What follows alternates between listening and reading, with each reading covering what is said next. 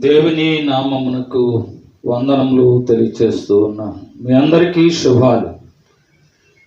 ఈ రీతిగా దేవుడు మనలను ఈ యూట్యూబ్ ఛానల్ ద్వారా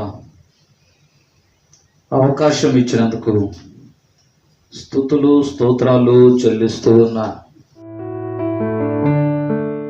ప్రార్థన చేసుకుందాం. పరిశుద్ధుడు, ప్రేమ కలిగిన మా పరలోకపు తండ్రి, మా దేవానికి వందనములు, స్తుతులు స్తోత్రాలు చెల్లిస్తూ ఉన్నాం. మమ్మల్ని అందరినీ కూడా నీ రెక్కల చాటున భద్రపరిచినందుకు వందనాలు. ఇదిగో నాయన, నీ కృప చొప్పున ఈ మాటలు వినటానికి మా మనోనేత్రాలను తెరువమని, అలాగనే గ్రహించటానికి మా చెవులను తెరువమని,